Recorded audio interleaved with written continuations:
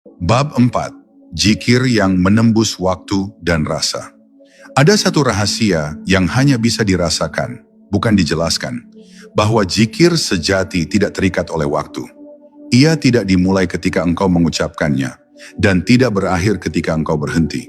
Ia melampaui pagi dan malam, melampaui suara dan diam.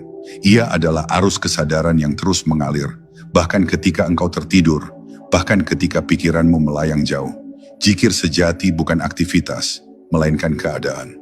Keadaan di mana hati senantiasa terhubung, sadar, dan hidup di dalam kehadirannya. Saat engkau telah masuk ke dalam keadaan itu, waktu kehilangan makna. Detik dan menit menjadi tidak penting, karena yang engkau rasakan hanyalah keabadian yang tenang di dalam dada.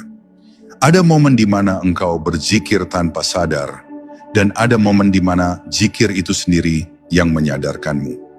Kadang engkau merasa sedang memanggil namanya, tapi sesungguhnya itu dia yang sedang memanggilmu kembali. Setiap lafaz Allah yang keluar dari bibirmu adalah jawaban atas panggilan yang telah lebih dulu diucapkan olehnya di dalam hatimu. Inilah makna zikir yang menembus waktu. Bukan engkau yang memulai, tapi engkau sedang menjawab sesuatu yang sudah berlangsung sejak awal keberadaanmu. Sejak sebelum engkau diciptakan, sebelum engkau mengenal dunia, jiwa ini telah mendengar dan menjawab, Alastu bi rabbikum? Qalu bala. Dan gema itu terus bergema sampai sekarang, di dalam setiap detak kehidupanmu.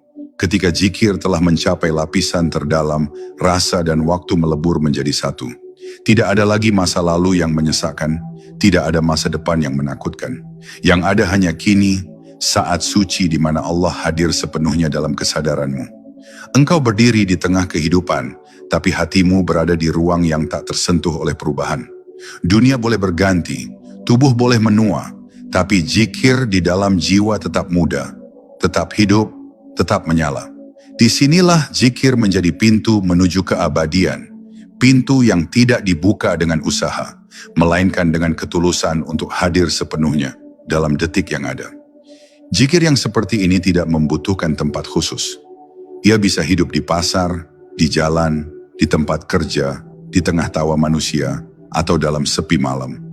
Karena bukan keadaan luar yang menentukan kedalaman zikir, tapi kesiapan hati untuk sadar. Hati yang telah mengenal Tuhannya tidak perlu menunggu waktu tertentu untuk mengingat.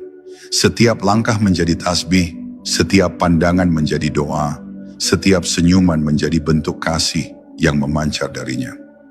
Di titik ini, engkau tidak lagi berzikir dengan lidah, melainkan dengan keberadaanmu seluruhnya. Engkau tidak hanya menyebut namanya, engkau menjadi zikir itu sendiri.